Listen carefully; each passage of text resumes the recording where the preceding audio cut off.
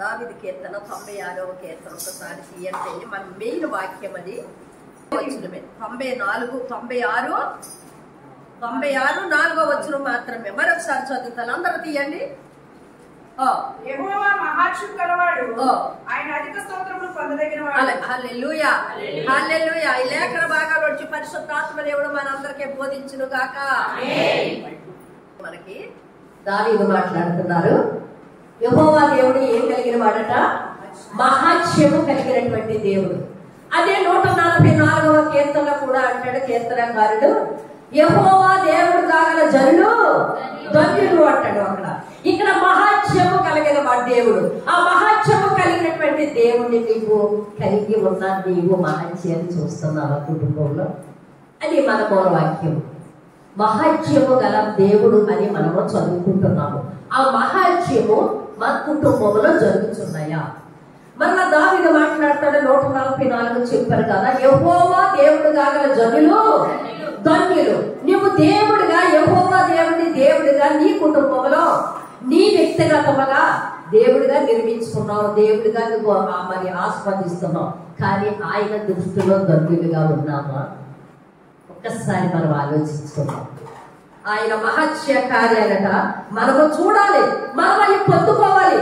అప్పుడే ఆయన గొప్ప దేవుడని, మహత్యము గల దేవుడని దేవునికి మరి మనము పొందుపరిచినటువంటి వాక్యంలో దేవుడిని గణపరచగలదు ఆ వాక్యం ద్వారా. హల్లెలూయా. మనకి ఒక కుటుంబం కనిపిస్తుంది. ఇందులో మన వాక్యంలోకి వెళదాం.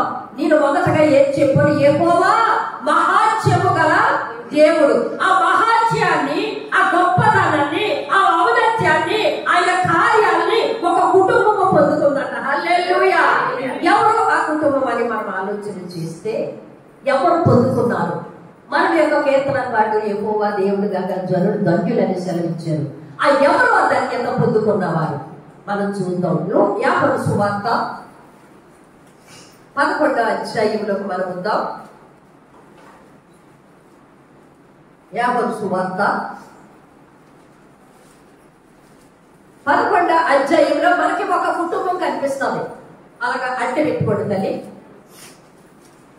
ఒక కుటుంబం కనిపిస్తుంది. ఆ కుటుంబంలో ఒక తమ్ముడు, 2 అక్క చెల్లెళ్ళు ఉంటారు. ఆ కుటుంబము సాఫీగా వెళ్ళిపోతుంది. ఆయన మహత్యము ఎలాగైతే పొందుకున్నారో ఆ కుటుంబంలో మనం ఎందుకు పొందుకోలేకపోతున్నామో కొంత లేఖన భాగంలో నుంచి కొద్దిసేపు పరిశుద్ధాత్మ దేవుడు మనకు సహాయం చేయుగాక. కుటుంబము మంచిగా వెళ్ళిపోతుంది. ఆమె కిందకి చదువుతా కుటుంబం చాలా ఉన్నతమైనటువంటి కుటుంబము, చాలా గొప్ప కలిగినటువంటి కుటుంబం. మీరు ఎలాగ చెప్తారు అంటే, సీమోను ఇంట భోజనానికి కూర్చున్నప్పుడు ఒక స్త్రీ విలువైన అత్తరును తెచ్చి ఆయన పాదాల ముందు పూసి కడిగింది ఆయన పాదాలు. ఆ రోజుల్లో అంత వెలగల అత్తరు తెచ్చిందంటే కుటుంబం ఎంత ఉన్నతమైనటువంటి కుటుంబమో మనకు అర్థమవుతుంది. ఈ కుటుంబం ఇలాగ సాగుతూ ఉన్నప్పుడు సడన్ గా తమ్ముడు చనిపోయాడు. లాజరు చనిపోయాడు. ఎన్నో అధ్యాయంలో చనిపోయాడు అంటే 11వ అధ్యాయము 14వ వచనం ఒకసారి చూడండి. కావున యేసు లాజరు చనిపోయాను. చాలు, అక్కడ చనిపోయాడు. 11వ అధ్యాయంలో ఒక కుటుంబం కనిపిస్తుంది. మంచి ఉన్నతమైన స్థితిలో ఉన్న కుటుంబం కనిపిస్తుంది. ఏ లోటు లేని కుటుంబము. ఆ కుటుంబంలో ఒక్క లోటు సడన్ గా వచ్చింది, అది మరణము అనేటువంటిది. చనిపోయాడు 14వ వచనంలో. సాఫీగా ఉన్న కుటుంబంలో దేవుడిని ఆరాధిస్తారా? జరగరాని కుటుంబంలో జరిగితే, ఏదైనా మన కుటుంబంలో మంచిగా సాగుతున్న కుటుంబంలో అలజడి రేపితే ఏమొచ్చిన దేవుడినే, ఎందుకు వచ్చిన దేవుడినే. ఒక కుటుంబం అన్నారట, విచ్చలవిడిగా తిరిగి తాగి మరి అన్ని పాడు చేసుకుని పోతే నా కొడుకే కనిపించాడు కాబట్టి నేను మధ్యలోకి ఇంటికి రావాలి. కానీ మరి అలా అనుకోలేదట. హల్లెలూయా. మరి అలా అనుకోలేకుండా అదే అధ్యాయంలో అదే 12వ వచనంలో 2వ వచనంలో 12వ అధ్యాయము మార్త ఉపచారం చేసెను. 12వ అధ్యాయం 1వ వచనం. కాబట్టి యేసు మృతుల నుండి లేపిన లాజరు ఉన్న బేతానీయుకు పస్కా పండుగకు 6 దినములు ముందుగా వచ్చెను. చాలు తల్లి. ఇక్కడ 11వ అధ్యాయంలో లాజరు చనిపోయాడు. 11వ అధ్యాయంలో లాజరు చనిపోయాడు. 12వ అధ్యాయము 2వ వచనములో మాత ఉపచారం లాజరు ఆయనతో కూడా హల్లెలూయా హల్లెలూయా చప్పటి పరిశుద్ధాత్మ దేవుని మహిమ పొందాము. హల్లెలూయా. 11వ అధ్యాయము 12వ వచనం 14వ వచనంలో లాజరు మృతి పొందెను, చనిపోయాను, భూమి మీద లేకుండా ఉండేను, ఆ కుటుంబం అల్లకొల్లోలం అయ్యానని 11వ అధ్యాయంలో చదువుకుంటే, ఈ 12వ అధ్యాయము 2వ వచనంలోకి వెళ్తే లాజరు మృతి పొందిన లాజరు సజీవముగా లేచి అక్క చెల్లెళ్ళు ప్రభుతో ఉన్నాడట. హల్లెలూయా. ఈ మధ్య కాలంలో జరిగింది ఏదేదో జరిగిందో మనం చూసుకోవడమే మన మూలవాక్యం. హల్లెలూయా. ఏమి జరిగింది? ఏమి జరిగితే మృతుడైనటువంటి లాజరు 12వ అధ్యాయంకి వచ్చేటప్పుడు సజీవముగా లేచి మృతుల లోకమును జయించి మరలా బ్రతికి ప్రభువుతోటి వారి యొక్క కుటుంబంతో ఎందుకు కలిసి ఉన్నాడు అనేది మనం కొద్దిగా మనం ఆలోచిద్దాం. నేను అక్క చెల్లెళ్ళని చెప్పాను కదా, లాజరు చనిపోయాడు, మాత విస్తా ప్రభు వస్తున్నాడని తెలిపి మనులు పెట్టుకుంది, వంట వార్పుల్లో ఉంది. కానీ మరియా ఇంటిలోనే ఉంది, ఎక్కడికి కదలలేదు. బెంగ కావచ్చు. నేను చెప్పాను కదా, ఆమె చాలా ఉన్నతమైనటువంటి స్థితిలో ఉన్నది. ఈ 11వ అధ్యాయంలో మీరు చూస్తే యూదులందరూ ఆమెను పలకరిస్తాకు వస్తున్నారట. యూదులందరూ గొప్పవారు, పెద్దవారు అందరూ కూడా ఆ కుటుంబాన్ని పరామర్శించుటకు, పలకరించుటకు మరియా ఇంటికి వస్తూ ఉన్నట్లుగా మనకు లేఖన భాగం సెలవిస్తుంది. ఈలాగా ప్రభువులు వారు వచ్చారు, మాతతో ఏవే మాట్లాడారు, మరియతో కూడా మాట్లాడుతున్నారు. ఇప్పుడు 11వ అధ్యాయము 30వ వచనంలోకి రా తల్లి, 28 చదువు. ఆమె ఈ మాట చెప్పి వెళ్ళి బాధకుడు వచ్చి నిన్ను పిలుచుచున్నాడని తన సహోదరుని మరియను రహస్యముగా పిలిచెను. చాలు తల్లి. ఆదివారము ఆరాధన జరుగుతుందని నీ ఇరుగు పొరుగు వారిని పిలిచావా? ఎప్పుడైనా ఆరాధన అయిపోతుంది, పాటలు పాడేస్తున్నారు, అమ్మగారు ఆరాధన, అయ్యగారు వాక్యానికి లేచిపోయారు అని ఎప్పుడైనా నీ పక్క వారిని పిలిచావా? కానీ మరియని పిలిచారట. ప్రభు వచ్చారు, మరియా నువ్వు రా అంటే అక్కడ ఒక్కటే ఆవిడ అంటారు 29వ అధ్యాయంలో ఆమె విని త్వరగా హల్లెలూయా త్వరగా త్వరగా ప్రభు వస్తున్నారని తెలిసి, ప్రభు అక్కడ ఉన్నారని తెలిసి, మందిరముకు ఆరాధన జరగబోతుందని తెలిసి, ప్రకటన చేస్తున్నారని తెలిసి, వాక్యం వినబడుతుందని తెలిసి నువ్వు త్వరగా వస్తున్నావా మందిరానికి? కానీ మరి ఏం చేసిందో తెలుసా? దుఃఖములో ఉంది, అధికంగా ప్రేమించినటువంటి తొమ్మిది పోగొట్టుకుంది, వచ్చే వారిని పలకరిస్తూ ఉంటున్నారు. ఎవరైనా మన ఇంటికి బంధువులు వచ్చి పలకరిస్తే వాళ్ళ మందిరానికి తీసుకురమ్మన్నారు. వాళ్ళతో పాటు రోజు పూజ పనులు ఇంకొక ఆదివారం వస్తుంది కదా, వాళ్ళకి ఎచ్చయ్యడం అన్ని మనం మర్యాదలు అన్నీ చేసి సాగరంపుతాం. కానీ మరియా ఎంతమంది పలకరిస్తాకు వచ్చినప్పటికీ కూడా మరియా నిన్ను ప్రభు పిలుస్తున్నారు, ప్రభు నిన్ను వచ్చారు అని మరియా తినగానే త్వరగా లేచిందట. హల్లెలూయా హల్లెలూయా. ఆమె త్వరగా లేచి ప్రభు ఉన్న చోటికి వచ్చింది. 50వ వచనము కీర్తనకారుడు మాట్లాడుతున్నాడు. ఆ వచనములు చూడండి తల్లి, 50వ అధ్యాయము 2వ వచనము. పరిపూర్ణ సౌందర్యము గల సియోను లాంటి దేవుడు ప్రకాశించుచున్నాడు. మన దేవుడు వేం చేయుచున్నాడు. ఆయన మౌనంగా నుండెను, ఆయన ముందర అగ్ని మండుచున్నది. చాలు తల్లి. అక్కడ మహోన్నతమైన దేవుడు.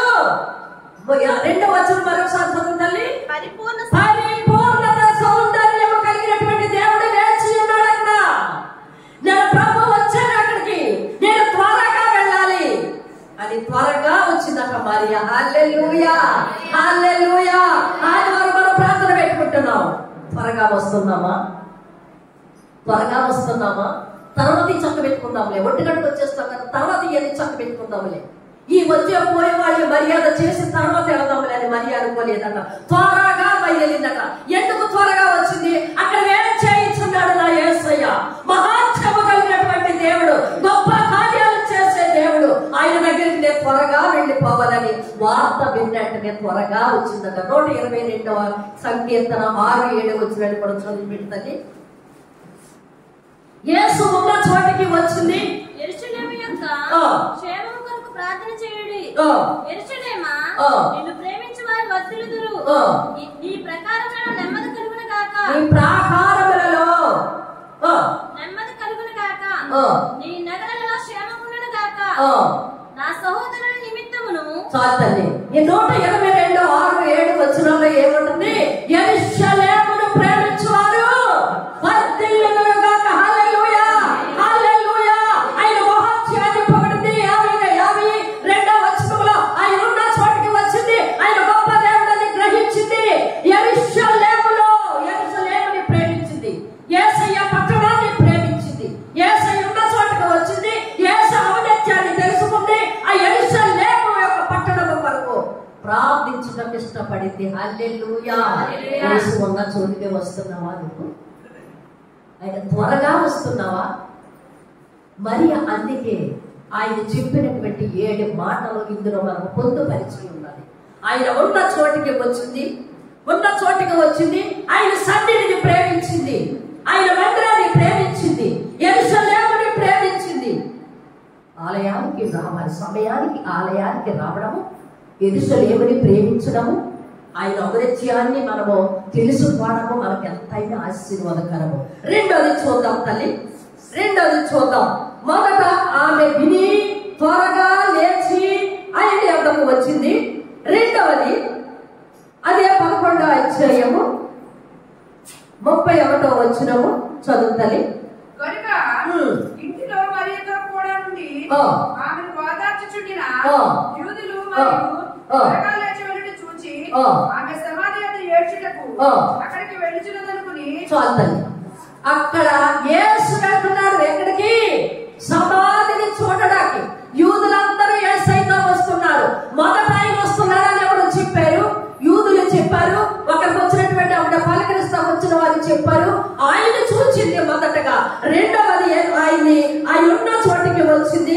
తర్వాత యేసుని చూచుటకు పరిగెట్టింది. హల్లెలూయా, హల్లెలూయా, హల్లెలూయా. ఎబ్రీయులకు రాసిన అపోస్తలుడైనటువంటి పౌలు ఎబ్రీ సంఘానికి రాస్తూ 12వ అధ్యాయము 2వ వచనం ఒకసారి చూడండి తల్లి. ప్రతి భారమును సులువుగా చిక్కులు పెట్టి పాపమును విడిచిపెట్టి విశ్వాసమునకు కర్తయు దానిని కొనసాగించువాడైన యేసు వైపు చూచుచు. చాలు తల్లి. మరియా ఎంతో బాధతో ఉంది. ఎంతో బాధతో ఉంది. బాధతో ఉన్న లిగ్గిని లేచింది. ఆయన ఉన్న చోటు సన్నిధికి వచ్చింది. ఆయన్ని చూచింది. ఆయన సన్నిధిని ప్రేమించింది. ధన్యురాలుగా ఆమె లెక్కింపబడేది. తర్వాత యేసుని చూచుటకు వచ్చింది. హల్లెలూయా. చూచి పౌలు గారు మాట్లాడుతున్నారు. చూచుచు మన పందెపు రంగంలో ఓపికతో పరిగెట్టాలంట. హల్లెలూయా, హల్లెలూయా. ఆయన సన్నిధికి ఫస్ట్ రావడం మనకి ఎంతైనా ఆశీర్వాదకరము. వచ్చిన వారు యేసుని చూడాలి. బలిపీఠం దగ్గర ఉన్న యేసుని చూడాలంటే నీ ఆత్మీయ నేత్రాలు వెలిగింపబడాలి. వచ్చిన వారు ఏ చీర కట్టుకున్నారు? పోను వారం ఏ చీర కట్టింది, ఇప్పుడు ఏ చీర కట్టింది. పోను వారం ఏ గొలుసు వేసుకుంది, ఇప్పుడు ఏ గొలుసు వేసుకుంది. పోను వారం ఏ బట్టలు ఎలాగ వచ్చింది. ఇది చూస్తాము మనం వచ్చిన వరకు. కానీ నా యేసయ్య మరియ ఏమి చూసిందంటే సంఘంలో ఉన్న లోపాలు చూడలేదు, యాజకులో ఉన్న లోపాలు చూడలేదు, నీ విశ్వాసం దగ్గర ఉన్న లోపాలు చూడదు. డైరెక్ట్ ఆయన చూచింది. ఆయన పరుగు ముందుకు కొనసాగించడానికి పరిగెట్టింది. హల్లెలూయా.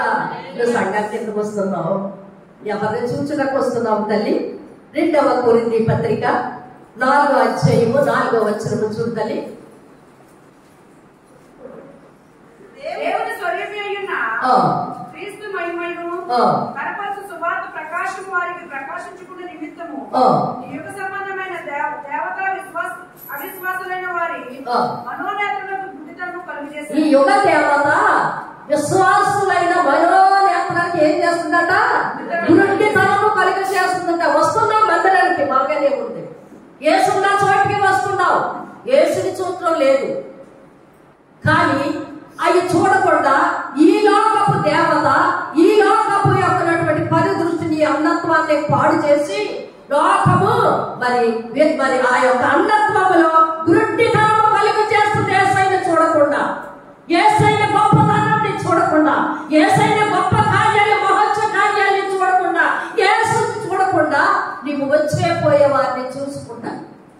చూచుటకు నీ మనోనేత్రలకు ఈ దేవత వృద్ధితనము కలిగొచ్చేసింది. కానీ మరియ ఏమీ పట్టించుకోలేదు. యేసు ఉన్నాడని తెలిసింది, యేసును చూచుటకు వచ్చింది. మత్తయి సువార్త 6:23 చూడతాం ఒకసారి. 6:23 నీ దేహమంతయు చీకటిమయమై ఉండును, నీలోనున్న వెలుగు చీకటి ఉండిన యెడల ఆ చీకటి ఎంతో గొప్పది. చాలు తల్లి, నీ కన్ను చెడినదైతే ఏమవుతుందట? నీ దేహం అంతా చెడుతుందట. నీ ఆలోచనలు ఒక్కటి తప్పైతే, నువ్వు ఆలోచించే ఆలోచనలన్నీ, నువ్వు చూచే పళ్ళన్నీ, నువ్వు తలంపులన్నీ కూడా చెడ్డమైపోతాయట. హల్లెలూయా. మనోనేత్రాలకి ఎగరవకమనిపెట్టి మాలిన్యము అంటకుండా, గుడ్డితనము అంటకుండా నీవు మందిరానికి వచ్చి ఏచునే చూడాలి తప్ప ఇరుగు పొరుగు వారిని చూస్తే నీ ఆత్మీయ జీవితానికి ఎంత మాత్రము ప్రయోజనకరంగా ఉండదని మరియ ద్వారా మనం మాట్లాడుకుంటాను. ఒకటి, యేసయ్య దగ్గరికి, యేసయ్యను చూచింది, యేసయ్య ఉన్న చోటికి వచ్చింది. రెండు, యేసయ్యనే చూస్తుంది. అక్కడ ఉన్న యూదులు ఎవరిని చూడటం లేదు, అనేక మంది పలకరిస్తూ వస్తున్నారు, అక్కడ ఎవరిని చూడటం లేదు, కానీ యేసయ్యనే చూచింది. హల్లెలూయా. మూడు, యేసయ్య పాదాలు పట్టుకుంది. హల్లెలూయా. అది 11వ అధ్యాయము చూడు తల్లి, 32వ వచనము చదువు. అంతటా మరియా యేసు ఉన్న చోటికి వచ్చి ఆయనను చూచి ఆయన పాదముల మీద పడి. చాలు తల్లి, ఆయన పాదాల మీద పడ్డదట. హల్లెలూయా, హల్లెలూయా. పాదాలు కడగనా, యేసు పాదాలు కడగనా. మరియ చేసిన పని ఆయన పాదాల మీద పడ్డదట. కన్నీళ్ళతో. ఎలాగ తల్లి? కన్నీళ్ళతో. ఏదైనా విలువ గలది స్త్రీకి లోకంలో ఉన్నదంటే ఏంటో చెప్పగలరా మీరు? తల. ఈ తల చాలా విలువైనది. ఆ విలువైనటువంటి తలతో అనేక మందిని ఆకర్షించుకుంటుంది. తన జీవితం అంతా పాడైపోయినటువంటి జీవితాన్ని యేసయ్యని చూచింది. యేసయ్య ఉన్న చోటికి వచ్చింది, యేసయ్యని చూచింది. చూచిన మరియ ఆయన పాదాలు పట్టుకుంది. హల్లెలూయా. పాదాలు పట్టుకొని కొనిపేసింది. సింహాసనం మీద మరి సియోను పట్టణంలో, యెరూషలేములో, ఆ యొక్క పరలోకంలో ఉన్నటువంటి యేసయ్య భూమి మీదకి దిగి రావాలంటే నీ కన్నీటి ప్రార్థన ఎంతైనా మనకు అవసరం. హల్లెలూయా. ఆ కన్నీటితో మన పాదాలు తడుపుతూ కూర్చుంటారు. హల్లెలూయా. తన జీవితాన్ని అంతటిని వచ్చింది. యేసున్న చోటకి త్వరగా వచ్చింది, యేసుని చూచింది. చూచిన స్త్రీ ఆమె పాదాల పట్టుకుని బ్రతిమాలుతుందంట. హల్లెలూయా. సామెతలు 16:18 చూడు తల్లి. నాశనమునకు ముందు గర్వము నడుచును, పడిపోవటకు ముందు అహంకారమైన మనసు నడుచును. చాలు తల్లి, నాశనమునకు ముందు గర్వము నడుస్తుందంట. హల్లెలూయా. ఈమె ఎంత అందంగా ఉన్నా, ఎంత తల మంచిగా ఉన్నా, ఈమె ఎంతగా ఉన్నప్పటికీ కూడా ఆమెలో ఏమి లేదట? గర్వము లేదట. నాశనానికి ముందు గర్వం నడుస్తుంది. ఇప్పుడు సంఘాల్లో బయట చూస్తే దేనిని బట్టో మనము గర్విస్తాం. ప్రభు ఒక్కసారి నీతో ఒకసారి మాట్లాడితే ఎంత గర్వమో. నీ అందాన్ని బట్టి, నీ కులాన్ని బట్టి, నువ్వు సంపాదించుకున్నటువంటి స్థితిగతులను బట్టి, నీకున్న ఉద్యోగాన్ని బట్టి, నీకున్నటువంటి రూపరేఖలను బట్టి, నీకున్న రంగుని బట్టి ఎంతగానో అతిశయిస్తాము. సామెతల గ్రంథకర్త ప్రసంగి మాట్లాడతాడు సొలొమోను గారు, నాశనానికి ముందు గర్వము నడుస్తుంది. 2వ కొరింథీ పత్రిక 10:17-18 ఒకసారి చూడు తల్లి. ఆయన పాదాలు పట్టుకోవడానికి గల కారణము మరియలో ఏది తీసివేసుకుందో, తనకున్న గర్వాన్ని తీసివేసుకుంది. ప్రభు మెచ్చుకున్నవాడే యోగ్యుడు కానీ తను తానే మెచ్చుకున్నవాడు యోగ్యుడు కాడు. చాలు తల్లి, ప్రభు మెచ్చుకోవాలి.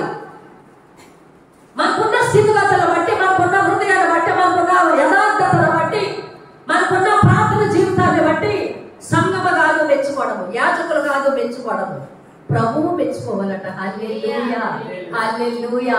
ఎంత తగ్గించుకునే స్థితిలో ఉందో, తనకున్న సమస్తాన్ని విడిచిపెట్టింది తల్లి. 7 కార్యాలు చేసిన తరువాత ఆ 7 ప్రభు సన్నిధిలో దేవుని సన్నిధిలో గోజాడిన తర్వాత మరణించినటువంటి లాజర్ని బ్రతికించుకుంది. హల్లెలూయా. ఈ 7 కార్యాలు నీ జీవితంలో నా జీవితాన్ని చేస్తే బయట తిరుగుతున్నటువంటి నీ భర్త నీ పిల్లలు ప్రభు పాద సన్నిధిలో పడిపోతారు. మరణం నుంచి జీవములోకి నడిపించుకున్నది. ఇవన్నీ ప్రభు దగ్గర ఒప్పుకుందాం. కాబట్టి ప్రభు ఉన్న చోటికి త్వరగా వచ్చింది.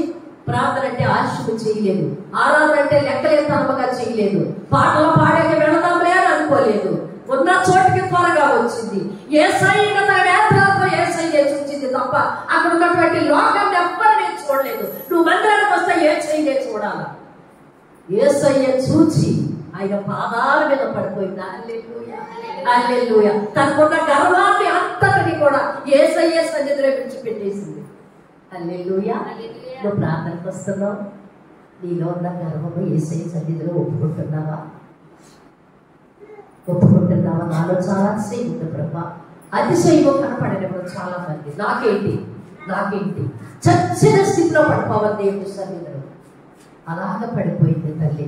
ఎంత అంతకంటే తలను బట్టి అనేక మంది విద్యులను ఆకర్షించుకున్నటువంటి మరియ దేవుని సన్నిధిలో ఈ లోకము వ్యర్థం ప్రభు పాదాల మీద పడిపోయి 7 కార్యాలు చేసి ప్రభువుని గొప్పవారిగా ఆయనలో ఉన్నటువంటి ఔన్నత్యాన్ని వెతికి చూచి ఆయన సన్నిధిలో ధన్యురాలిగా జీవించింది. హల్లెలూయా, హల్లెలూయా. 1 యేసుని చూచింది, యేసయ్య ఉన్న చోటుకు వచ్చింది. 2 యేసుని చూచింది. 3 యేసయ్య పాదాల మీద పడ్డది. 4వది మనం చూద్దాం. చూడండి. నీవిక్కడ ఉండిన ఎడల నా సహోదరుడు చావకుండెను. హల్లెలూయా, హల్లెలూయా. తన విశ్వాసము చాటుకుంది అక్కడ. ప్రభువా, నా యొక్క తమ్ముడు నీవిక్కడ ఉన్న ఎడల చావకుండా ఉండను ప్రభువా. ఎంత విశ్వాసం అండి. ప్రభు ఉన్న చోట మరణము ఉండదని, ప్రభు ఉన్న చోట గొడవలు ఉండవని, ప్రభు ఉన్న చోట అనారోగ్యం ఏర్పాటు చేయదని, ప్రభు ఉన్న చోట ఐశ్వర్యం ఉంటుందని మరియ గ్రహించింది. హల్లెలూయా, హల్లెలూయా. అది ఎబ్రీయులకు గ్రంథకర్త అపోస్తలుడైన పౌలు ఎబ్రీ సంఘానికి రాస్తూ 11వ అధ్యాయం 6వ వచనం పక్క చూడండి తల్లి. విశ్వాసము లేకుండా దేవునికి ఇష్టడైనట అసాధ్యము. చాలు తల్లి. విశ్వాసించింది ప్రభు పట్ల. అక్కడ ప్రభువా, నీవు ఇక్కడ ఉంటే నా తమ్ముడు చావకుండాను ప్రభువా అంటే యేసయ్య దగ్గర ఏముందని నమ్మింది? జీవం ఉందని నమ్మి ఎంతగానో విశ్వాసించింది. ప్రభువా, నీవు ఇక్కడ ఉంటే విశ్వాసులు అంటావు. విశ్వాసుల కన్నా అవిశ్వాసులు చెడ్డవారు అంటాము. అవిశ్వాసులకి ఇంకొక మాట ఉంది, భ్రష్టుడు. భ్రష్టత్వంలోకి నెట్టబడిన వారు. 2వ కొరింథీ అపోస్తలుడైన పౌలు 2వ కొరింథీ సంఘానికి రాస్తూ 13వ అధ్యాయము 5వ వచనంలో ఉంటుంది. చూడు తల్లి. విశ్వాసం గలవారై ఉన్నారో లేదో మిమ్మల్ని మీరే శోధించుకుని చూసుకుని, మిమ్మల్ని మీరే పరీక్షించుకుని, మీరు ప్రశ్నలు కాని ఎడలా యేసుక్రీస్తు మీలో ఉన్నాడని మిమ్మల్ని గురించి మీరే ఎరుగరా? చాలు తల్లి. దేవుడు అవిశ్వాసకి మరొక పేరు, విశ్వాసకి మరొక పేరు అవిశ్వాసి అనే ఆపోజిట్లో మనం చదువుకుంటాం. కానీ అవిశ్వాసికి అవిశ్వాసతో పాలెక్కడన్న ప్రభువే అవిశ్వాసులతో ఏం చేశాడంటే వారు భ్రష్టత్వానికి అప్పగించేశాడంట దేవుడు అవిశ్వాసుల్ని. హల్లెలూయా. ఆ భ్రష్టత్వంలోకి పడకుండా మనం ఉండాలి అంటే విశ్వాసము కలిగి మనం జీవించాలి. ప్రభు ఇది చేస్తారు, ప్రభు ఇది నమ్మాలి, ప్రభు నా జీవితం కార్యము చేస్తారు, ప్రభు చేయటకు ఏదైనా అడ్డుగా ఉందేమో నేను తొలగించుకుంటాను. అది ఆ విశ్వాసములో నుంచి, భ్రష్టత్వములో నుంచి మనం పూర్తి విశ్వాసములకు వచ్చిన ఎడల మనము మరణములో నుండి జీవములోకి దాటబడిన వారుగా అవుతాము. హల్లెలూయా. ఆ విశ్వాసం వచ్చింది. ప్రభువా, నీవు ఇక్కడ ఉన్నాయి. అంత విశ్వాసం ప్రభు పట్టుకుంటాం. చూసారా, మందిరానికి వస్తాం, ప్రార్థన చేయించుకుంటాం, వాక్యాలు చదువుతాం, పాదుకలు ఇస్తాము. కానీ మనలో ఎలుబడి ఏం చేస్తుంది? ఆ విశ్వాసం జరుగుతుంది. ఒకసారి హాస్పిటల్కి వెళ్ళొద్దే పోయే, ఒకసారి అక్కడికి వెళ్ళొచ్చి కట్టించుకుంటే పోయే అనేది ఉంటాము. వారిని ఏం చేస్తాడంట దేవుడు తెలుసు తల్లి, భ్రష్టత్వానికి అప్పగిస్తాడట. ఇక్కడ మారడు. వాళ్ళు మారరు, ఎప్పటికీ మారరు. కానీ ఈ మరియ ఆయన పాదాల మీద పడి, ప్రభువా నువ్వు ఇక్కడ ఉన్నాయడలా, నా తమ్ముడు బ్రతికి ఉండును ప్రభువా అని గొప్ప విశ్వాసంతో ప్రభు సన్నిధిలో మాట్లాడుతున్నాయి. హల్లెలూయా. ఆ విశ్వాసం అనుకుంటా ఉంటాను, మెట్లు దిగే వరకునే ఉంటుంది, వాక్యం వింటాం విన్నబట్టుకునే ఉంటుంది. ఇది జరుగుద్దా? జరగదు. మన యొక్క హృదయ స్థితిని బట్టి. ఈమె హృదయ స్థితి మారిపోయింది కాబట్టి ప్రభు నా దగ్గర ఉంటే నా తమ్ముడు చావకుండా ఉండుననే గొప్ప విశ్వాసంతో ప్రభువును వాటిని మరి వేడుకున్నట్లుగా మన వాక్యం చూస్తున్నాం. హల్లెలూయా. విశ్వాసంతో మనం ఏది అడిగినా ప్రభు అన్ని కూడా మనకి దయచేస్తారు. హల్లెలూయా, హల్లెలూయా, హల్లెలూయా. అపొస్తలుల కార్యాలు 16:34 చూడండి తల్లి. ఆడ గొప్ప విశ్వాసము కలిగి ఉన్నారు, గొప్ప విశ్వాసము కలిగి ఉన్నారు కాబట్టి 16:34 మరియు వారి ఇంటికి తోడుకుని వచ్చి భోజనము పెట్టి దేవుని యందు విశ్వాసం ఉంచిన వాడే తన ఇంటి వారందరితో కూడా ఆనందించెను. చాలు తల్లి. ఇంటి వారందరితో కూడా ఆనందించి వారి ఇంటి వారందరూ కూడా ఏం పొందారు? అక్కడ రక్షణ పొందారు. హల్లెలూయా. దేవుని బట్టి, యేసు యందు విశ్వాసం ఉంచడం బట్టి, దేవుని బట్టి, యేసు యందు నమ్మిక ఉంచడం బట్టి వారిని ఆమె చేర తీసుకొని ఆ గృహంలో ఆతిథ్యం ఇచ్చి ఆ ఇంటికి రక్షణ వచ్చేలాగా వారు ప్రయత్నించారు. ఎందుకనంటే వారికి ఉన్నటువంటి విశ్వాసము. హల్లెలూయా. ఆ విశ్వాసం ఇక్కడ మరియ కూడా కలిగి ఉన్నది. ఆ విశ్వాసమే జక్కయ్య.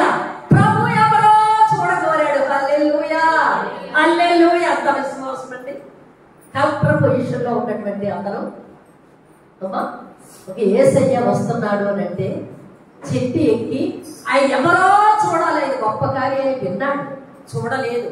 ఆ గొప్ప కార్యాలు చేసిన వ్యక్తిని నేను చూడాలి అని అతని అహం అడ్డు రాలేదు, ఉద్యోగం అడ్డు రాలేదు, అనేక మంది దగ్గర లంచం ఉంచుకున్న స్థితి అడ్డు రాలేదు.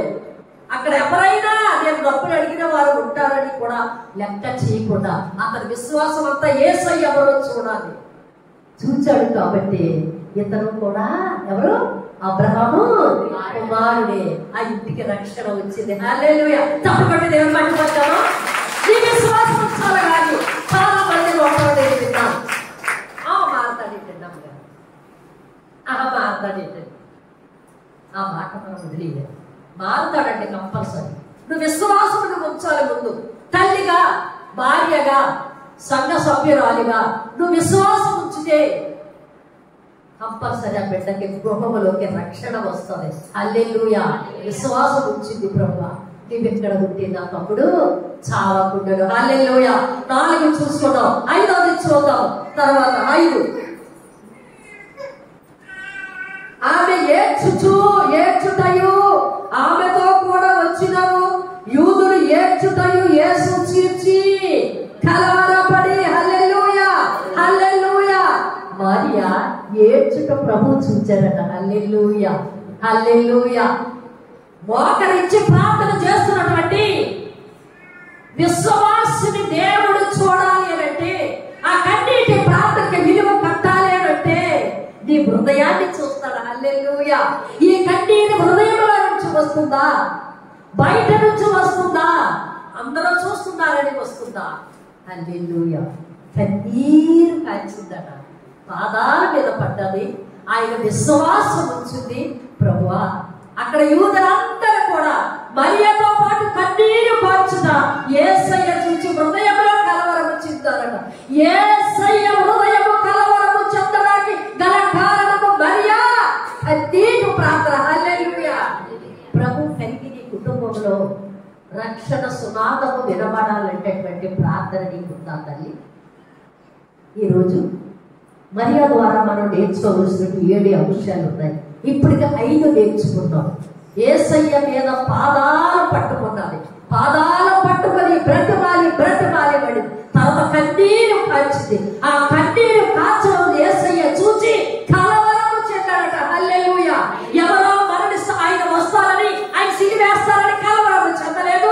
యూదులకు భయపడలేదు, పరిసయ్యులకు భయపడలేదు. ఆయన మీదకి మరణము పంచుకున్న కలవరము చెందలేదు. కానీ మరియ కన్నీటి ప్రార్థన, కన్నీరు యేసయ్యని కలవరపరిచిందట.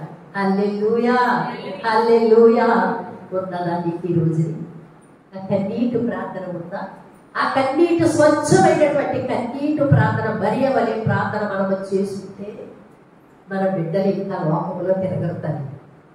అంటే ఏమి లేదు, మన కన్నీటిలో ప్రార్థనలో యథార్థత లేదు, ప్రభు దగ్గరికి చేరడం లేదు. యథార్థత లేనటువంటి ప్రార్థన దేవుడు లెక్క చేయడు. యథార్థవంతులకు దేవుడు ఏమేలు చెయ్యకవాడు అని మరి కీర్తనకారుడు మాట్లాడతారు. మనం యథార్థతగా ఉండి ప్రార్థన చేస్తే ఇన్ని సంవత్సరాలు నీ బిడ్డలు రక్షింపబడకుండా ఉండి లోకంలో రక్షింపబడ్డాలని అవి అనుకుంటున్నాం. అన్యుల వలె భయంకరంగా ఉన్నారు మన బిడ్డలు లోకంలో. తెలుసా తల్లి, దానికి కారణము తల్లి తండ్రి గారికి సరైనటువంటి కన్నీటి ప్రార్థన లేకుండా బాగుంటుంది. కానీ కన్నీరు ప్రార్థన చేసిందట, ప్రభుని కలవరపరిచిందట. హల్లెలూయా, హల్లెలూయా. విలాప వాక్యాలు 2:18-19 చూడు తల్లి. విలాప వాక్యాలు ఇర్మియా తర్వాత ఉంటుంది. విలాప వాక్యాలు ఇర్మియా విలాప వాక్యాలు రాస్తూ మాట్లాడతాడు. 2వ అధ్యాయము. జనులు హృదయపూర్వకముగా యెహోవాకు మొర్రపెట్టుదురు. సియోను కుమారి ప్రాకారమా, నది ప్రవాహము వలె దివారాత్రము కన్నీరు పారనిమ్ము, విరామము కలుగనీయకుము. చాలు తల్లి. అక్కడ అంటాడు విలాప వాక్యాల్లో దివారాత్రము ఏం చేయాలట? కన్నీరు కారనివ్వాలట. నువ్వే పని చేస్తున్నావు నీ బిడ్డల కోసం, ఏ పని చేస్తున్నావు నీ ఇంట్లో సమస్యల కోసము, ఆ బిడ్డలు పడిపోకుండా, తుట్టలు పోకుండా, చెడు మార్గాలకి పోకుండా దివారాత్రము. కానీ మన ఆదివారం 2 నిమిషాలే. ఆ 2 నిమిషాలు కూడా మనకి కన్నీరు రాదు. అవునా కాదా చెప్పండి? భారము కలిగి ప్రార్థన చేస్తే మా అనుభవం మీద చెప్తున్నాం, అనేక గొప్ప కార్యాలు చూడగలిగారు. భారము కలిగి ఇంటికి వెళ్ళిన తర్వాత మీరు ఇంటికి వెళ్ళిన తర్వాత అమ్మగారు అయ్యగారు మర్చిపోతారేమో, మళ్ళా ఆదివారం ఏమి చెప్తున్నారేమో అనుకుంటారేమో. ఆడబిడ్డలు ఇద్దరు నాకు ఏ సాక్షి ఇచ్చారు తెలుసా? నా బిడ్డలు ఎలా ఉన్నారు, బిడ్డలు బయటికి వెళ్తున్నారు, నా బిడ్డలు నా బిడ్డలు నా బిడ్డలు. అది దేవుడు ఇచ్చిన మంచి తలపుతోటే రావాలి తప్ప నా బిడ్డలు నా సంఘము నా యొక్క మరి గొర్రెలు అనేది లోన నుంచి రావాలి తప్ప బయట చెప్పుకుంటే వచ్చేది కాదు. హల్లెలూయా. హృదయాంతరంగంలో నుండి రావాలి ఆ ప్రేమ. హృదయాంతరంగంలో నుంచి వచ్చిన ఎడల ఎక్కడున్నా నువ్వు కన్న బిడ్డల కోసం ప్రార్థన చేస్తూనే ఉంటావు. దివారాత్రాలు ఆ కన్నా బిడ్డల కోసం ప్రార్థన చెయ్యమని ఇర్మియా గ్రంథకర్త మాట్లాడుతున్నారు. మాకు ప్రార్థన చేస్తున్నామా? అసలు ఆ పిల్లల్ని బయటకు పంపించినప్పుడు ప్రార్థన చేసి పంపిస్తున్నామా? ఒక్కసారి ఆలోచించి మనం ఆలోచన చేసుకుందాం. బయటకు వెళుతున్నారు. మీకు ఇక్కడ మీరు చాలా మంచిది నేర్చుకోవాలి. ఒక్క 10 నిమిషాలు నేను విడిచిపెడతాను. 7 అంశాలు మనం మాట్లాడుకున్నాం. ఇప్పుడు మనం 5 మాట్లాడుకున్నాము. 6వది కన్నీరు కాల్చుట. మరి ప్రభు చూచారు, ప్రభు హృదయం కలవరపడ్డది. అదే ప్రభు మాట్లాడుతున్నారు విలాప వాక్యాలు. నీవెప్పుడు కన్నీరు జలధారలుగా నీ విరామం లేకుండా నీవు నీ బిడ్డల కోసము అని అంటున్నారు. నువ్వు బిడ్డల్ని బయటకు పంపిస్తున్నావు, స్కూల్కి పంపిస్తున్నావు, కాలేజీకి పంపిస్తున్నావు, ప్రార్థన చేసి పంపిస్తున్నావా? గుడ్లు మీద చేసుకుని ఎవరు అలా చెప్పి చెయ్యి పైకెత్తండి, చెయ్యి పైకెత్తాలి, ఇంకా పైకెత్తాలి. హల్లెలూయా. ప్రార్థిస్తున్న మీ అందరికీ కూడా ఇది శ్రేష్టమైన నామంలో వందనాలు తల్లి. బయటికి వెళ్ళేటప్పుడు అలాగంటే మేము తల్లిలు మేము ప్రేమించడం లేదా అని మీరు అంటారు. ప్రతి తల్లికి బిడ్డల మీద, బిడ్డలకి తల్లి మీద ఎప్పుడూ ప్రేమ ఉంటుంది. కానీ బాక్స్ మధ్యలో పెట్టడం, స్నాక్స్ పెట్టడం, ఇయ్యి పెట్టడం, అయ్యి పెట్టడం కాదు. బిడ్డల బయటికి వెళ్ళేటప్పుడు ఆయన విలువైన రక్తంలో కంచెలో వేయాలి. నువ్వు కంచెలో వేస్తే రాకపోకల్లో ఆ కంచెకి తోడుగా ఉంటుంది, ఆ బిడ్డలకు తోడుగా ఉంటుంది. బయట అరణ్యమని లోకంలోకి నీ బిడ్డలు బయటకు పంపేటప్పుడు వచ్చే వరకు నమ్మకం లేదు మనకి. నువ్వు ఎలా పంపించగలుగుతున్నావు ప్రార్థన చేయకుండా? దుష్టుడి చేతులకు నువ్వు అప్పగిస్తున్నట్టే మనం బయటకు వెళ్తున్నావు అంటే. కానీ దుష్టు మృగం నుంచి నా బిడ్డలు కాపాడే గృహానికి చేర్పించున్నాను. నిత్యము మనం ప్రార్థన పంపించాలి. ప్రార్థన చేసి మనం బయటకు పంపించాలి. అయినా ఏదైనా పెద్ద నేను ఉన్నాననుకో, ఏదైనా పెద్ద గారు ఉన్నప్పుడు ఇలా చెంగు పట్టుకుని అమ్మ 2 నిమిషాలు ప్రార్థన చేసి బయటకు వెళ్తున్నాను. అదే గుర్తొస్తుంది. ఇలా పట్టుకుని ప్రార్థన చేయాలి. ఇసుకుంటానేమని చెంగు పట్టుకుంటేవారు, నమ్మగా ఇసుకోకపోతే చెయ్యి పట్టుకుంటేవారు. ప్రార్థన చేసి పంపించున్నాం.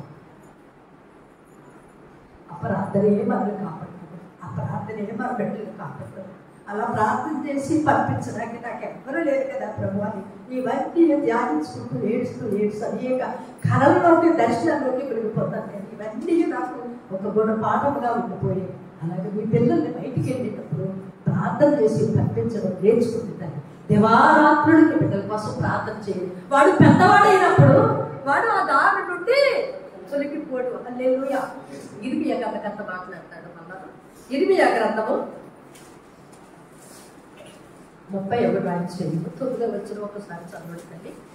ఇశ్రాయేలునకు నేను తండ్రిని కానా, ఎఫ్రాయిము నా జ్యేష్ఠ కుమారుడు కానా. చాలు తల్లి, నీవు కన్నీరు కార్చి ప్రార్థన చేసి నీ బిడ్డలు బయటకు పంపిస్తే నీటి కాలువ వలన వారు నాటబడిన పచ్చగా ఉండి చెట్టు వలె ఉంటారట. హల్లెలూయా, హల్లెలూయా. తల్లి ప్రతి తల్లి ఇంటికి వెళ్ళిన తర్వాత ఆ ఇర్మియా గ్రంథము మరి 31:9 బాగా చదవండి. వారిని ఇశ్రాయేలుని ప్రేమించినట్లుగా తన కన్న బిడ్డల్ని ప్రేమించినట్లుగా నీటి కాలువ వారు నాటబడిన చెట్టు వలె ఎలాగ ఉంటుందో ఆయన సన్నిధిలో మొర్ర పెట్టినటువంటి కుటుంబాలు, బిడ్డలు, సంఘము కూడా అలాగ నిత్యము ఉంటదట. హల్లెలూయా, హల్లెలూయా. కన్నీటి ప్రార్థనకి పరిశుద్ధాత్మ దేవుడు ఎంత విలువించారో మీరు చూశారు కదా. 5 కన్నీటి ప్రార్థనతో ప్రభువుని మరి గోజాడింది. మన 6వది మనము చూసుకుందాం. అతను ఎక్కడ ఉంచుతారని అడిగగా వారు ప్రభువా వచ్చి చూడమని ఆయనతో చెప్పిరి. యేసు కన్నీళ్లు విడిచి చాలు తల్లి అక్కడ ప్రభువుని అడిగారు, ఎక్కడ ఉంచితిరి అని అడిగినప్పుడు మరి అంటది వచ్చి చూడండి. హల్లెలూయా, హల్లెలూయా. వచ్చి చూడు ప్రభువా, ఇదిగో ఇక్కడ పడి ఉన్నాడు ప్రభువా. ఎప్పుడైనా ప్రభు యాజకులకి, అందుకే మీకు ప్రతి నెల 12 నెలల్లో 12 మందికి పరిశుద్ధాత్మ దేవుడు అవకాశం ఇచ్చారు. ఒక్క నెల కాకపోతే ఒక్క నెలలో అవకాశం ఇచ్చి పరిశుద్ధాత్మ దేవుడిని మీ గృహంలోకి ఆహ్వానిస్తారేమో, దేవుడు అనగా యాజకులను ఆహ్వానిస్తారేమో. అది ఇస్తే ఎవ్వరూ కూడా మరి మీరు మరి పొందుకోలేకపోయారు. కానీ ఇక్కడ మరి అంటుంది, ఇదిగో ప్రభువా వచ్చి చూడు, వచ్చి ఈ నెల మా ఇంటికాడ వాక్యం పెట్టండి, వచ్చి ఈ నెల మా ఇంటికాడ ఆరాధన చేయండి, వచ్చి మా కుటుంబం కోసం ప్రార్థన చేయండి, వచ్చి మా దేవ స్థితి అర్థం చేసుకుని ప్రార్థన చేయండి అని ఎప్పుడైనా ప్రభుల వారిని ప్రాధేయపడి అడిగావా తల్లి? ఇక్కడ అంటున్నారు వచ్చి చూడుడి అని వారిని చెప్పి ప్రభుని మరి యెహోషువ గ్రంథము 2:21 ఒకసారి చూడు తల్లి. వచ్చి చూడుడని ఆమె వెంటనే అన్నప్పుడు ఆ ఇంటికి వెళ్ళి, యెహోషువ గ్రంథము 2:21 అందుకు ఆమె నీ మాట చెప్పులు జరుగును గాకని చెప్పి వారిని వెళ్ళనంపెను. వారు వెళ్ళిన తర్వాత ఆమె ఆ తగులు దారమును కిటికీకి కట్టెను. వారు వెళ్ళి కొండలను చేరి తరువాత తిరిగి వచ్చే వరకు 3 దినములు అక్కడ నివసించారు. చాలు తల్లి, వచ్చి చూడుడి అన్నది. యెహోషువ గ్రంథంలోకి వెళ్తే ఆ రాహాబు అనే స్త్రీ ఒకప్పుడు వేశ్య, ఒకప్పుడు వ్యభిచారి, ప్రభు మాటలు విన్నది. వేగుల వారిని ఆ యొక్క చేర తీసుకొని వారికి ఇచ్చినటువంటి దానం యేసు రక్తము. యేసు రక్తము సిలువకు స్వాధీనించడు, సిలువ యేసయ్య రక్తానికి స్వాధీనించడు. ఎన్ని ఆ ఎర్ర తొగర దానము ఆ ఇంటికి కట్టిందని. హల్లెలూయా, హల్లెలూయా. వచ్చి చూడుడి, ఆ గృహంలోకి ఆ వేగుల వారిని రప్పించుకున్నది, ప్రార్థన చేయించుకున్నది.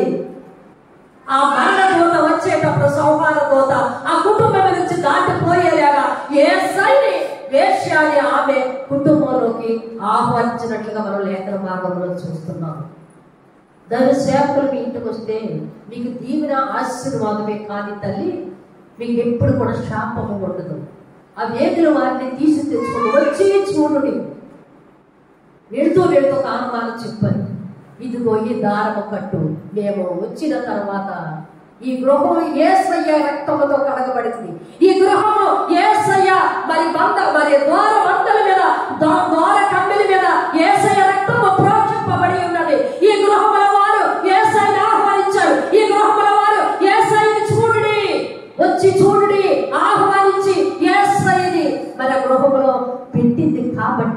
మరణదూత సంహారకుడు వచ్చినప్పటికీ ఆ గృహం మీద వచ్చి దాటిపోయాడు. హల్లెలూయా. ఈ రోజు నీ కుటుంబంలో శాపము ఏర్పడి చేస్తుంది, ఆర్థిక ఇబ్బందులు ఏర్పడి చేస్తున్నాయి, అనారోగ్యాలు ఏర్పడి చేస్తున్నాయి, అసమ్మతిని ఏర్పడి చేస్తుంది. అందరితో ఎవరితో సమాధానం లేకుండా ఉన్నావు. ఎప్పుడైనా యాజకుల్ని తీసుకునేది ఒక నెలలో పూట పెట్టుకున్నావా? నువ్వు యేసయ్యను ఆహ్వానించావా నీ కుటుంబంలోకి?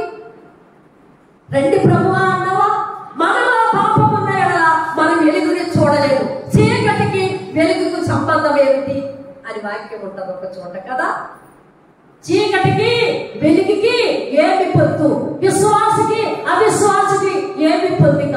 చీకటి మనలో ఏలుబడి చేస్తుంది. కాబట్టి మనము యేసయ్య బిడ్డల్ని, యేసయ్య ఇదిగోండి ప్రభువా, రండి మా ఇంటికి రండి ప్రభువా, ఇక్కడ పడి ఉన్నావు ప్రభువా, ఈ పాపంలో ఉన్నావు ప్రభువా, బిడ్డలు నుంచి నన్ను లేవనీయండి, మా కోసం ప్రార్థన చెయ్యండి అని నువ్వు యేసయ్యని గృహంలోకి ఆహ్వానించుకోలేని పరిస్థితుల్లో ఉన్నాము అని అంటే మరియ ఏమి చేస్తుందంటే, మరియలో అనేక బాధ ఉంది. అతి మిక్కిలిగా ప్రేమించినటువంటి ఆ తమ్ముడి కోసము ఏమైనా చెయ్యాలి అనుకుంది. ప్రార్థన జీవితం ద్వారా ఆ 7 చేసి చనిపోయినటువంటి లాజరుని 12వ అధ్యాయంలోకి వాళ్ళతో పెట్టుకుని బేతనీకి తీసుకెళ్ళింది. హల్లెలూయా, హల్లెలూయా. 6వ వచనం వచ్చి చూడండి అన్నది. 3వది అడ్డురాయి తొలగియుడి. చూడండి తల్లి అక్కడ చదవండి. 7వది ఏమని మాట్లాడుతున్నారు అక్కడ?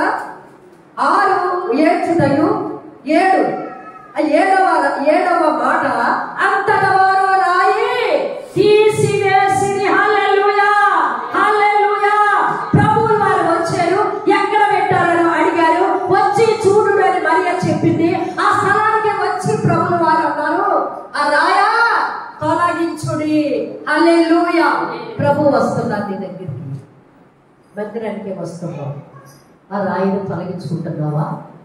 ఆ పాపం అనే రాయిని తొలగించుకుంటున్నావా? ఇక్కడ నా యేసయ్య రాయిని తొలగించండి, అతను కట్టబడిన పట్లు విప్పండి, ఆ రాయిని తొలగించండి, లాజరు బయటకు వస్తాడు.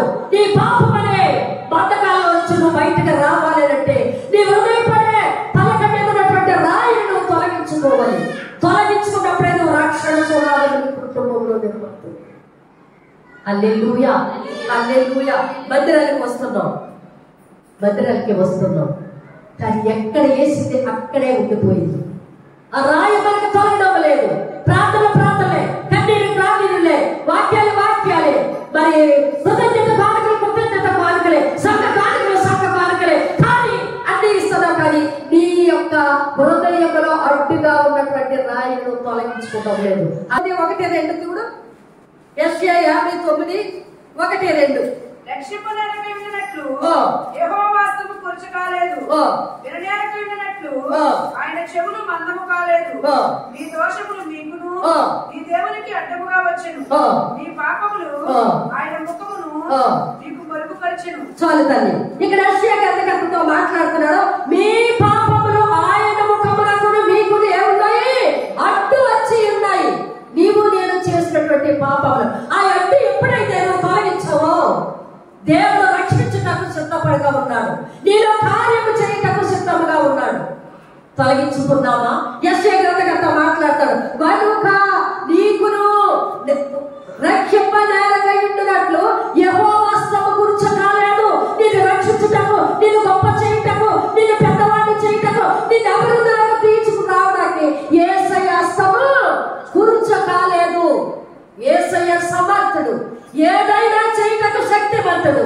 మా మర్యాద ఆ తమ్ముడిని మరి సజీవంగా వాళ్ళకి అప్పగించుటకు సమర్థుడైనటువంటి దేవుడిని నీవు కలిగి ఉన్నావు. కానీ ఆయన హస్తము కురుచుగా ఉంది. నా పట్ల ఏమీ చేస్తలేదు, నా కుటుంబం పట్ల మేలే చేయడం లేదు, ఎక్కడ ఉన్నారో అక్కడే పడుతున్నారు అని దేవుడి మీద నెపాలు వేస్తున్నావు తప్ప ఆ కిందకు వస్తే ఆయనకి నీకు ఏమి అడ్డుగా ఉన్నాయో, ఏ రహస్య పాపాలు అడ్డుగా ఉన్నాయో, ఏ కీడు అడ్డుగా ఉన్నదో, ఏ లక్ష్యము అడ్డుగా ఉందో, ఏ వ్యభిచారం అడ్డుగా ఉందో, ఏ మోహపు చూపులు అడ్డుగా ఉన్నాయో, ఏ దొంగతనము అడ్డుగా ఉన్నాయో, ఏ చలపందాలు చేసే పాపాలు నీకు యేసుకి అడ్డుగా ఉన్నాయో ఈ మధ్యకాల సమయంలో తొలగిస్తే మీరు రక్షించి ఆయన సొత్తుగా చేసుకుని మరణానికి వెళ్ళకుండా జీవం జీవాధిపతిని ఎదుర్కొంటా ఉన్నాడు. హల్లెలూయా, హల్లెలూయా, హల్లెలూయా. హిజ్కియా మాట్లాడతాడు. ఆ యొక్క హిజ్కియా రాజ్యంలోకి వచ్చిన తర్వాత ఆ తండ్రి చేసినటువంటి అన్ని కూడా పడగొట్టి, ఆ దేవతా స్తంభాలు పడగొట్టి, ఇశ్రాయేలీయే దేవుడే దేవుడు అని హిజ్కియా ప్రకటించాడు. హల్లెలూయా. అంత గొప్ప కార్యాన్ని హిజ్కియా చేశాడు. కాబట్టి మరణ సమయంలో ప్రార్థన చేయగా ఆయన ఆయుష్ 15 సంవత్సరాలు పొడిగించినట్లుగా లేఖన భాగము సెలవిస్తుంది. నీలో ఉన్నటువంటి నీ పితరుల దగ్గర నుంచి వస్తున్నటువంటి శాప పాపాన్ని ఎప్పుడైనా నువ్వు తొలగించుకున్నావా? తెలిసి తెలియక నా పితరులు చేశారు ప్రభా, అదే నడతలో నువ్వు నడుస్తున్నావు, అదే నడతలో నీ పిల్లలు నడుస్తున్నారు, అదే నడతలో నీ పిల్లలు నడుస్తాయి. నువ్వు బాట వేస్తున్నావు తప్ప అడ్డుగా ఉన్నటువంటి రాయి నువ్వు ఎప్పుడైతే తొలగిస్తావో, లాజరు సజీవముగా లాజరు బయటకు వచ్చాడు. వాళ్ళకి అప్పగించాడు. 12:2 వాళ్ళ అక్క తమ్ముడు ప్రభులు వారు బేతనీయ పట్టణ గ్రామంలోకి వెళ్ళి పరిచర్య చేసినట్లుగా మనం చూస్తున్నాం. ఈ మధ్యలోని సమయంలో మరణించినటువంటి ఆత్మీయంగా మరణించినటువంటి నీ కుటుంబీకుల్లోనైనా నా కుటుంబీకులైనా పైకి సజీవుల లెక్కలోనే కానీ ఉండొచ్చు, కానీ ఆత్మీయంగా మరణించారు, దేవునికి దూరంగా ఉన్నారు, లోకంలో ఉన్నారు. ఆ లోకంలో ఉన్న జీవ మార్గంలోకి నడిపించాలి అంటే మరి ఎవరైనా ఏడ్చాలి. దేవుడు ఉన్న చోటికి నువ్వు రావాలి. ఏ సైని నువ్వు చూడాలి, చూచిన దాని ఆయన పాదాల మీద పడాలి, పట్టదాన్ని నువ్వు విశ్వాసం ఉంచాలి. విశ్వాసం ఉంచని నువ్వు కన్నీటి ప్రార్థన చెయ్యాలి. ప్రార్థించిన నీకు ప్రభువుకి ఏది అడ్డుగా ఉన్నదో అది తొలగించుకోవాలి. హల్లెలూయా, హల్లెలూయా. ఈ మధ్యకాల సమయంలో మరియా చేసినట్లుగా మనం చేసుకుంటే మన కుటుంబం నిత్యము ఒకప్పుడు పాపాత్మురాలేని వేశ్య పితరులు చెప్పిన మాట విన్నానండి. ఎర్ర సముద్రం అక్కడ వాక్యం ఉంటాం కదా, ఏదో శుద్ధి ఎందు మా పితరులు చెప్పగా మేము విన్నాము. మీ ఆత్మీయ తండ్రులు చేసిన కార్యాలు చెప్పగా ఎవరికైనా మీ బిడ్డలకు విన్నారా? ఎంత ఆశ్చర్యం వేస్తుందో తల్లి. మేమేనా? మాకు పైనుంచి ఏమీ రాబడలేదు. ఆశ్చర్యము, గుండె బ్రద్దలైపోయింది అంటది రాహబు కదా. రాహబు 2వ అధ్యాయంలో చదివితే ఉంటది, నా గుండె కరిగిపోయి బ్రద్దలైపోయింది అంటది. పితరులు చేసినటువంటి కార్యాలు నువ్వు మంచి కార్యాలు చేస్తే అలాగ ఆలోచించుకోవాలి. మేమేనో ప్రభువా ఎంతమందిని పడగొట్టినప్పుడు ఇంటింటికి వాసుకి వెళ్ళాల్సి వచ్చింది బ్రహ్మ. అంత పని నేనే నా చేశాను. ఆయనకి వెళ్ళి స్నానం గట్ట చేసి మధ్యలో నిలబెట్టాను బ్రహ్మ. నాకు కావలసిన భర్తనిచ్చి నేను ఏ మాటలు చెప్తాను ఎంతలో సహకరించుకునే మంచి భర్తనిచ్చావు ప్రభు. ఆ భర్తకు ఆ మంచి మనసు రాకపోతే 2 లక్షలు పెట్టి అనేక మంది బిడ్డలు వర్షమైనా ఒంగుడైనా ఎండైనా తరతరాలకి ఉండిపోయే కట్టగలిగా మేమేనా? అలాగే వేసిందట. మా గుండెలు కరిగిపోయి ఎర్ర సముద్రాన్ని ఎలా పాయం చేసావో, ఆరిని ఎలాగ నడిపించావో, నా గుండెలు కరిగిపోయి అని వచ్చిన వేగులు వారితో చెప్పారు. హల్లెలూయా. అంతటితో ఆగకుండా నిండు పుట్టినరోజు వస్తుంది. ఒకసారి ఒక మాట విని మనం ఊహించుకుందాం. అమ్మమ్మ నా పుట్టినరోజు వస్తుంది, నేను అంతా కాలేజీకి వెళ్ళిపోతాను. ఏంటి నాన్న మంచిది అన్నారు. అంతేనా అమ్మమ్మ అన్నాడు. అంతే నాన్న అన్నారు. అందరికి అదే సమాధానం అన్నాడు. అదే సమాధానం అన్నారు. 27 వరకు అమ్మమ్మని డిస్టర్బ్ చేయకురా, అమ్మమ్మని ఏడ్పించుకో, అమ్మమ్మ కావాలంటే కొడుతుంది. చూసారు పిల్లల నోట్లో ఏం పడిపోయింది, పిల్లలకి ఏం పడిపోయింది? అమ్మమ్మ స్థలం కొన్నారు. అక్కడ ప్రభుకి స్థలం కొన్నారు, మన రాబోయే తరానికి స్థలం కొన్నారు. అందుకని అమ్మమ్మని మనం ఏమీ అడగకూడదు. ఎప్పుడైనా చెప్పావా నీ పిల్లలకి? సండే స్కూల్లో ఏ కథ చెప్పారని ఎప్పుడైనా చెప్పావా? మన పిల్లలు ఇలాగా నోవాహు తాత కోసం ఎప్పుడైనా చెప్పావా? మోషే తాత కోసం ఎప్పుడైనా నీ పిల్లలకి చెప్పావా? ఉపవాస ప్రార్థన కోసం నీ పిల్లలకి ఎప్పుడైనా చెప్పావా? చెప్పి ఉంటే పిల్లల బూతులు ఆడే ఉండేవారు కాదు. నోవాహు తాత కోసం చెప్తే అందరికీ కూడా ఆ తాత ఎలాగైతే ఓడ కడుతూ అందరినీ మరి ఓడలోకి రండి అని చెప్పారు. అలాగా నీ పిల్లలు నీ జనరేషన్ అయిపోయాక నీ పిల్లల జనరేషన్లో దేవుడు చేసిన కార్యాలు చెప్పుంటే మీకు ఎప్పుడు ఆశ్చర్యం కాలేదా తల్లి? ఇంతమందిలో పెద్ద గారు కట్టారు అంటే మీకు ఆశ్చర్యం కాలేదా? ఎందుకు మనం ఎలా కట్టామంటే విశ్వాసం వచ్చాము. హల్లెలూయా, హల్లెలూయా. ఈ రోజు ముందు చాలా అని అనుకోలేదు, రాబోయే తరానికి చూసాం మేము. అంతతో అయ్యారు ప్రభు నన్ను నిద్రించిన నన్ను ముందుకు సాగించాడు పరిశుద్ధాత్మ దేవుడు. రాబోయే తరానికి మనం ఆలోచించాలి. నీవు పొందావు రక్షణ, రైటే. నీ బిడ్డల సంగతి ఏంటి? నీ బిడ్డల సంగతి ఏంటి? ఆలోచించాలి. ప్రభువా, నా ఇంటి వారందరూ రక్షింపబడాలి, రండి యాతిథ్యం తీసుకోండి అని చెప్పినప్పుడు ఆ జైలని ఆ ఇంటికి వచ్చి ఆ కుటుంబం అంతా రక్షింపబడ్డారట. దేవుని ఒక్క విశ్వాసము వల్ల చక్కటి అధికారాన్ని ప్రక్కన పెట్టాడు. నేడే అబ్రహాము కుమారుడే. అప్పటి వరకు లోకంలో బ్రతికాడు, అప్పటి వరకు అన్యాయంగా బ్రతికాడు, అప్పటి వరకు కూడా ఇంకా లోకాన్ని ప్రేమిస్తూనే ఉన్నాడు. అయినప్పటికీ కూడా ఇతను కూడా నేడే ఇంటికి రక్షణ వచ్చింది పరిశుద్ధాత్మని. హల్లెలూయా, హల్లెలూయా. అదే ప్రకారముగా వేశ్య అప్పటి వరకు రాహాబు వేశ్యే.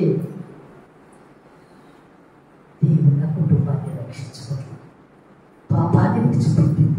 ఆ చేసిన పిల్లలు చేసిన కార్యాలు గుండెల్లో దాచుకొని ఒక్కసారి బయటకు పెట్టింది. విన్నాను, మమ్మల్ని జ్ఞాపకం చేసుకోండి. ఈ మద్దరి మరియ కోసం మీకు చెప్పాలి. ఒకప్పుడు పాపాత్మురాలే తల్లి, ఒకప్పుడు పాపాత్మురాలే. అనేక మందిని ఆకర్షించుకున్న మరియే ఆ తల ద్వారా, ఆ విలువ గల శక్తి ద్వారా, అది చాలా ఆ రోజుల్లో ఆ విలువ గల అంతరు గొప్ప వాడేవారట. ఆ తలను చూసి, ఆ శక్తిని చూసి, ఆ అంతలను చూసి అనేక మందిని గొప్పల్లో పాడు చేసినటువంటి ఈ మరియ ప్రభు నమ్ముకున్న తర్వాత చనిపోయిన తమ్ముడిని ఈ 7 కార్యాల ద్వారా మరి జీవముతో రప్పించుకున్న చప్పడు కొట్టి దేవుని మైపడతామా? మరణించినటువంటి లాజరు తిరిగి లేచి బేతనియలో అక్క ప్రభువు మరియతో లేచి ఉన్నాడంటే ఈ మధ్య కాలంలో, ఈ సమయంలో, ఇన్ని వచనాల్లో జరిగినటువంటి ఈ 7 కార్యాలు నీ కుటుంబంలో, నా కుటుంబంలో, నీ సంఘంలో, నా సంఘంలో జరిగి ఉంటే యెహోవా దేవుని మహాత్య కార్యాలు మనం చూడగలము. హల్లెలూయా, హల్లెలూయా. 96:4 మరొకసారి చదివి వినిపించిన తర్వాత మనం ముగించుకుందాం. 96వ అధ్యాయము. యెహోవా మహాత్యము గలవాడు, ఆయన అధిక స్తోత్రము పొందదగిన వాడు. అవును తల్లి, అవును. యెహోవా మహాత్యము కలిగినటువంటి దేవుడు, మహాత్యము కలిగినటువంటి దేవుడు, అధిక స్తోత్రము కలిగినటువంటి దేవుడు. ఆ మహాత్యము కలిగినటువంటి దేవుడిని మరియా హృదయంలో ఆ మహత్ కార్యములు అనుభవించింది. హల్లెలూయా. 144వ సంకీర్తన 17వ అధ్యాయం కూడా చూసి మనం ముగించుకుందాం. ఇట్టి స్థితి గలవారు ధన్యులు, యెహోవా తమకు దేవుడు కాగల జనులు ధన్యులు. చాలు తల్లి, హల్లెలూయా. మరియా దేవుడు గొప్ప దేవుడని, మహాత్యము కలిగినటువంటి దేవుడని రుచి చూచింది మరియా. ఇంటి జనులు, ఇంటి మనుషులు మరి ఎవరికైతే మరియా లాంటి మనసు కలిగి ఎవరికైతే దేవుడిగా ఉంటారో అట్టి వారు ధన్యులట. హల్లెలూయా. ఆ ధన్యులోకి ఈ యొక్క పాపాత్మురాలైనటువంటి మరియా చేర్చబడడానికి గల కారణాలు 7 జరిగాయి. మనము పాపములో ఉన్నాం, లోకములో ఉన్నాం, లోక మాలిన్యం అంటుకొని ఉన్నాము. లోక మాలిన్యాన్ని మనం ప్రేమించకుండా దేవుడిని ప్రేమించి ఆయన మహత్యాన్ని మనం తెలుసుకొని ఆయనకి దేవుడిగా ఉండి మనము ధన్యులుగా ఉంటాము. ఈ మధ్యకాల సమయంలో మనకి ఎంతైనా ఆశీర్వాదం. దేవుడు ఈ 7 మాటలను పరిశుద్ధాత్మ దేవుడు మన హృదయంలో నిలిపి కాపాడును కాక. ప్రార్థన చేసుకుందాం. ప్రతి ఒక్కరు కూడా మోకరించి 2 చేతులు పైకెత్తి ప్రార్థన చేసుకుందాం. ఆ ధన్యతలోకి నన్ను నడిపించు ప్రభువా, ఆ ధన్యత నాకు ఇవ్వండి.